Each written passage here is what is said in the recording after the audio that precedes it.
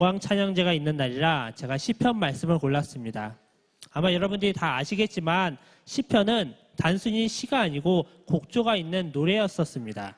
그런데 지금은 그 음율과 곡조들은 전해지지가 않고 단지 기록된 가사만 시편으로서 그렇게 전달되고 있습니다.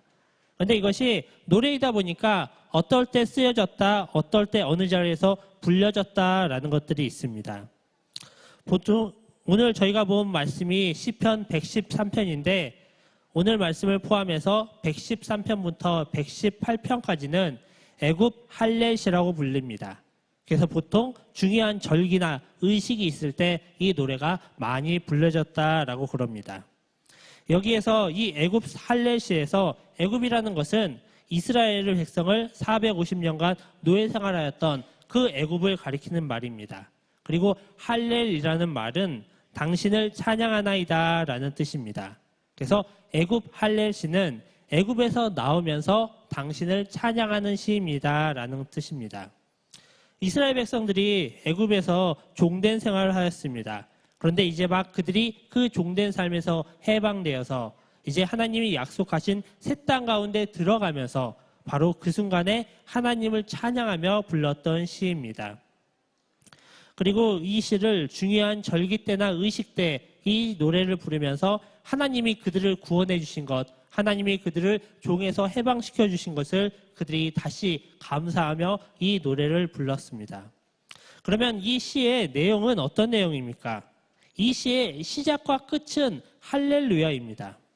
아까 할렐은 당신을 찬양하나이다 라는 뜻이라고 하였습니다. 거기에 루야를 붙이면 여호와를 찬양하라 라는 뜻입니다. 그래서 이 시의 저자는 여호와를 찬양하는 것으로 시작하여서 여호와를 찬양하는 것으로 끝나고 있습니다. 그러면 과연 어떤 내용을 찬양하는 걸까요? 가장 먼저는 여호와의 종들아 찬양하라 라고 나오고 있습니다. 찬양하는 주체가 여호와의 종들이다 라는 것입니다. 여기서 이야기하는 이 여호와의 종들은 애굽에서 종되었던 사람들, 바로의 종이었던 사람들이 이제 해방되어서 그들이 출애굽하면서 그들이 하나님의 백성이 된 바로 이스라엘 민족을 가리키는 것입니다. 그들이 이제 신분이 바뀌었습니다. 그들이 이전에는 애굽의 종이었는데 그들이 이제는 하나님의 백성이 되었습니다. 그리고 그들이 그것을 너무나 감사해서 하나님을 찬양하고 있는 것입니다. 그러면 그들이 누구를 찬양하는 것이겠습니까? 여기에서는 여호와의 이름을 찬양합니다 라고 나옵니다. 자신을 해방시켜 주신 그 여호와 하나님을 찬양하고 있는 것입니다. 그럼 그 이름을 언제까지 찬양합니까? 이제부터 영원까지 찬양합니다 라고 나옵니다. 지금 이 순간부터 영원히 이 세상이 끝나는 그때까지 언제나 찬양한다는 것입니다. 그리고 어디에서 찬양합니까? 해 뜨는 데부터 해 지는 데까지 찬양합니다 라고 나옵니다. 이 세상에 해가 미치지 않는 곳은 없습니다. 결국 이것은 이 땅의 모든 곳에서 언제나 여호와의 이름을 찬양한다라는 것입니다. 그러면 그분을 저희가 왜 찬양해야 될까요?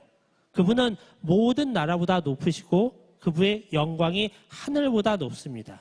하나님이 온 세상에 창조주시고 주관자이십니다. 이 세상에 그 어느 것 하나 그분의 손길을 거치지 않은 것이 없습니다. 지금 이 세상 가운데서 감히 어떤 존재가 그 하나님과 비슷한 존재라도 있습니까?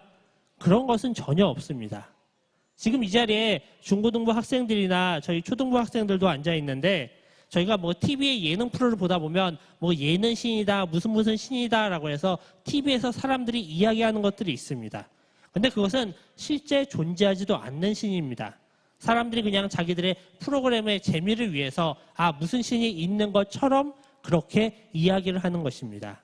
이 세상 가운데에서 하나님과 같은 존재는 그 어느 것도 없습니다. 하나님이 유일하신 신이시고 유일하신 창조주이십니다. 그러다 보니까 그분은 지극히 높으신 분이고 영광이 하늘보다 높으신 분이십니다. 그런데 그분이 어떻게 하셨을까요? 오늘 말씀 저희가 6절 말씀을 보면 그분이 스스로를 낮추셨습니다. 낮아지셨습니다. 그리고 천지를 살피시고 가난한 자를 먼지 더미에서 일으키시고 궁핍한 자를 거름더미에서 들어 세워서 지도자들, 곧 그 백성의 지도자들과 함께 세우셨습니다라고 나옵니다. 또한 임신하지 못하던 여자를 집에서 살게 하고 그에게 자녀를 주어 어머니가 되게 하여 주셨습니다. 이 모든 것은 하나님이 스스로를 낮추셔서 낮고 낮은 곳에 있는 우리들을 돌보아 주셨다라는 것입니다.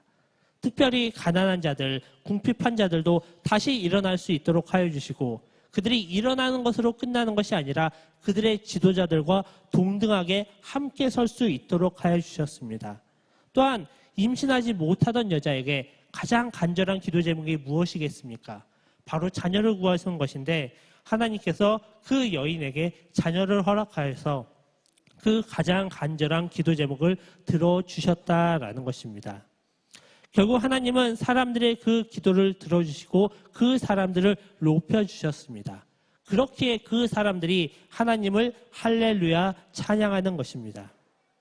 그런데 여러분, 이 하나님, 이 찬양을 만든 이스라엘 백성들, 이제 막 애굽에서 해방되어서 자유의 몸이 된 그들에게만 하나님께서 이 모든 것들을 하여 주셨을까요?